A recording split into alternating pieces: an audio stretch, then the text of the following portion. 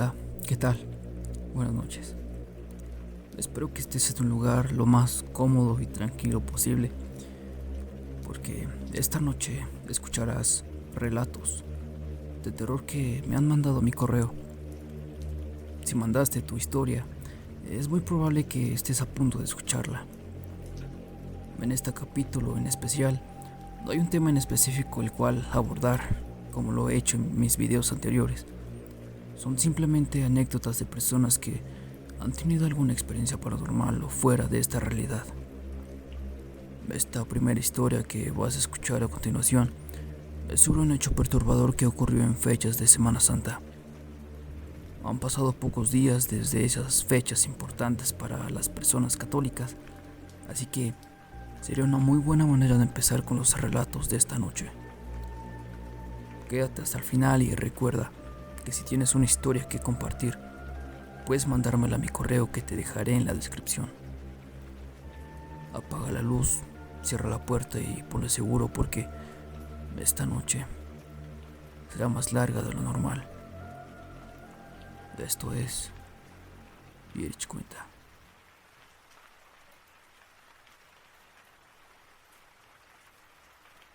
Buenas noches, amigos. ¿Alguna vez se han sentido extraños o incluso han sentido vibras extrañas, en especial en épocas de Semana Santa? Yo sí. Siempre que estoy en estas fechas especiales, mi ambiente espiritual se ve alterado. Me vuelvo más sensible a este tipo de cosas paranormales. Esto que les cuento no me sucedió a mí. Le sucedió a una de mis vecinas cuando ésta era niña. Resulta que su familia era muy católica. Siempre sus padres, a ella y a sus hermanos, les inculcaron desde pequeños estas creencias. Así que era cosa de todos los domingos que tenían que asistir a misa de 7. Cosas como esas eran obligatorias hacerlas para la familia. Con el paso de los años, mi vecina, que me voy a abstener de decir su nombre, fue perdiendo credibilidad y fe a la religión que sus padres le habían inculcado desde pequeña. Pues ella asegura que conforme fue creciendo, se fue dando cuenta que no toda tu vida tienes que estar arrodillado y rezándole a alguien que ni siquiera sabes si en realidad existe. Pero más que nada, uno de sus motivos principales para alejarse de estas creencias fue un acontecimiento que ella vivió en carne propia.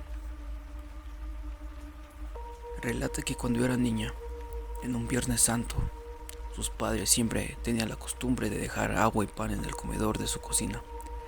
Esto, según ellos, porque Jesucristo pasaba de visita a todas las casas de las personas para dejar su bendición. En ese Viernes Santo, ella recuerda que ya era de madrugada y las ganas de ir al baño la despertaron. Bajó a su baño, que estaba en el primer piso, y al bajar las escaleras vio que un hombre estaba sentado en su sillón comiendo y bebiendo el agua que sus padres habían dejado ahí. Ella pensó que era su papá, pero además estaba un poco adormilada, así que no pudo distinguir muy bien quién o qué era. Hasta que después se dio cuenta que eso era muy extraño, ya que al otro día el pan y el agua estaban intactos.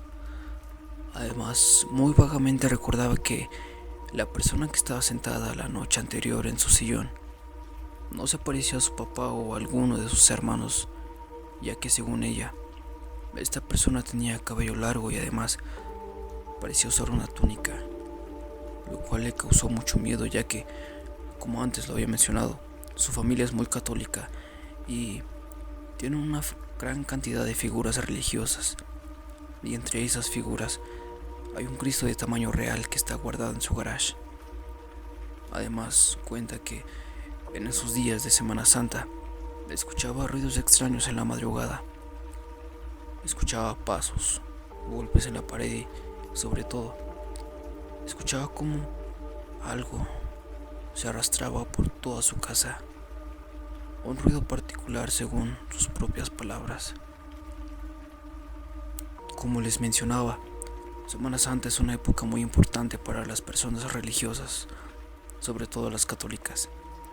y aunque esté enfocada directamente a Jesucristo, es extraño sentir vibras peculiares, especialmente en esa época del año.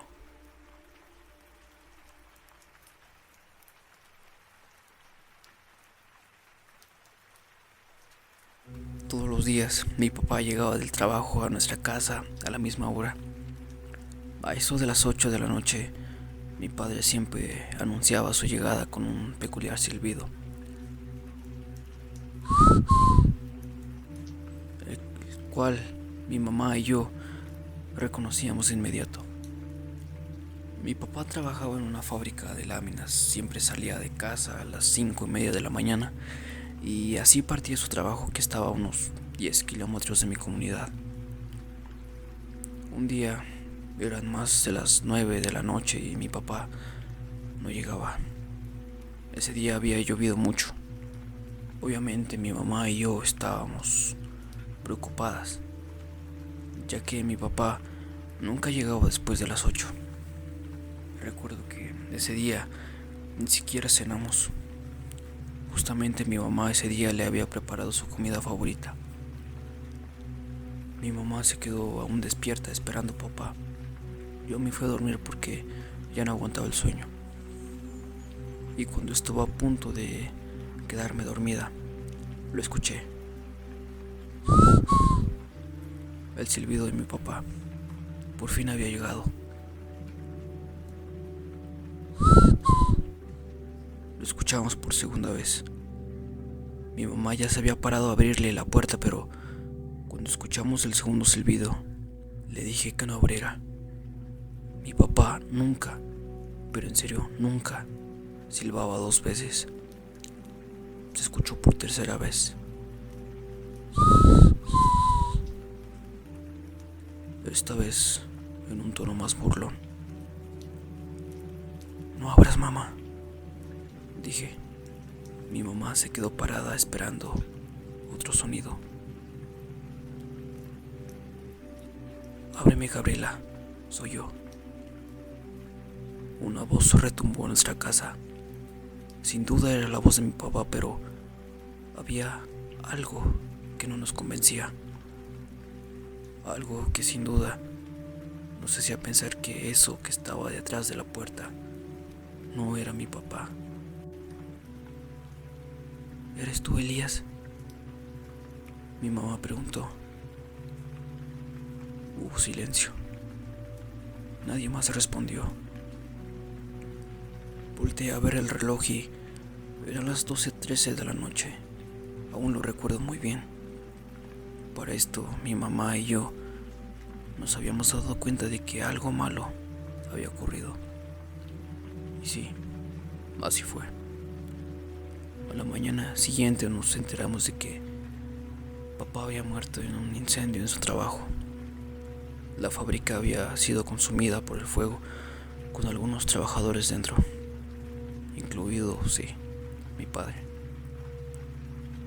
Mucha gente me ha dicho que esa noche en la que ocurrió lo que les acabo de relatar, mi padre vino a despedirnos de nosotras. Pero mi mamá y yo no lo creemos tanto. Eso que sentimos esa noche no fue mi papá. Fue algo más. Algo maligno, diría yo. Saludos desde Costa Rica. ¿Sigues ahí? Espero que sí. No te vayas porque aún tenemos más historias que relatar esta noche. En especial esta que escucharás a continuación, sobre un ente que acosaba una escuela primaria en el estado de Nayarit, en México. Quédate al final del video. Sigue escuchando Irch Cuenta.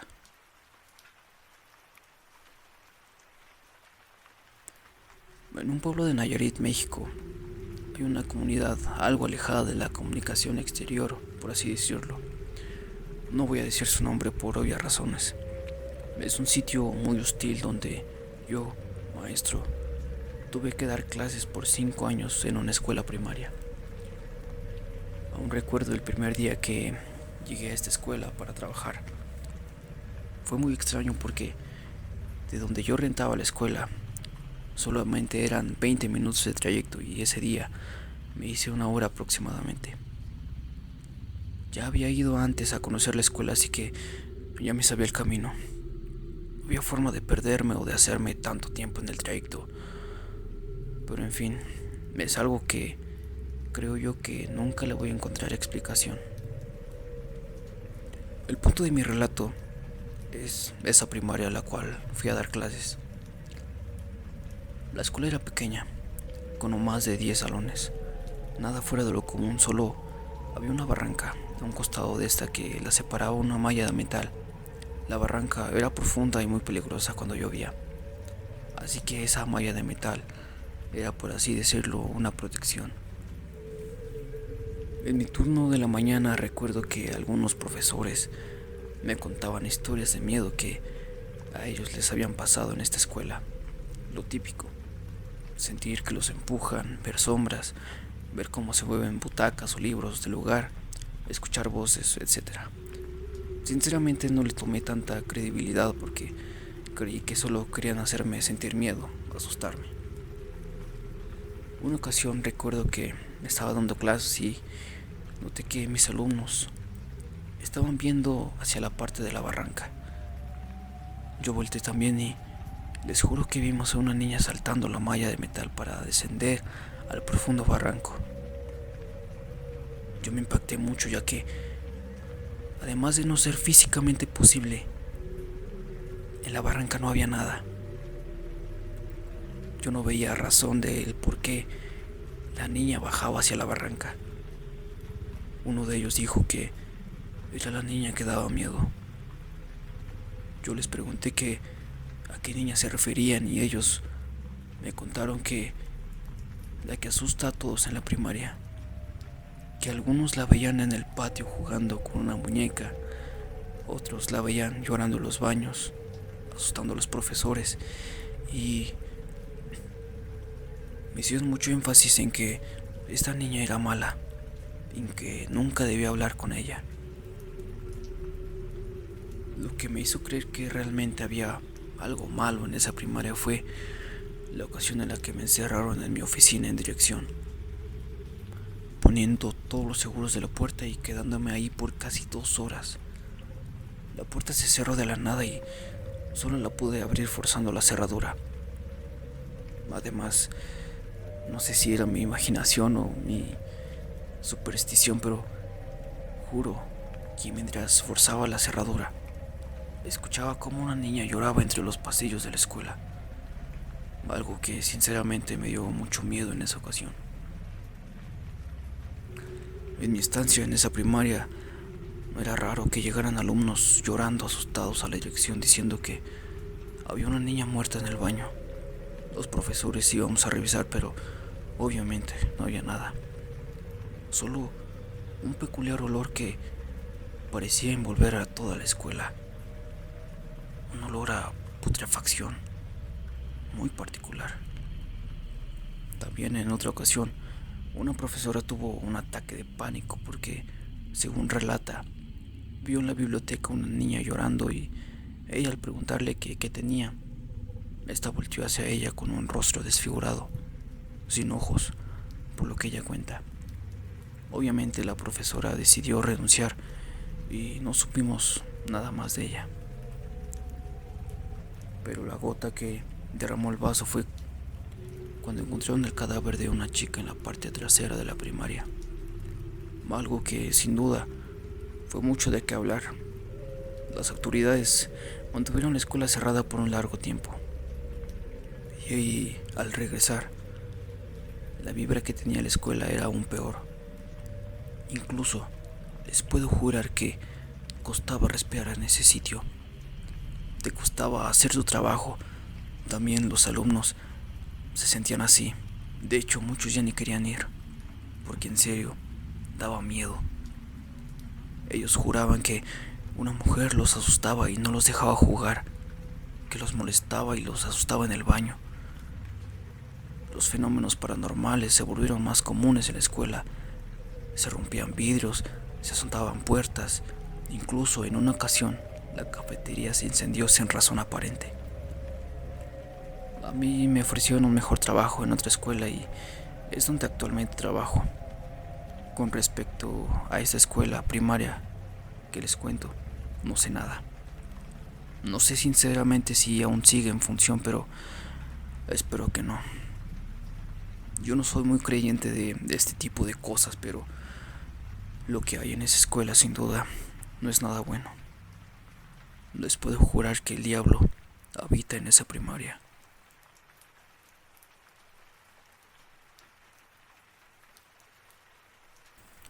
Hola, ¿qué tal?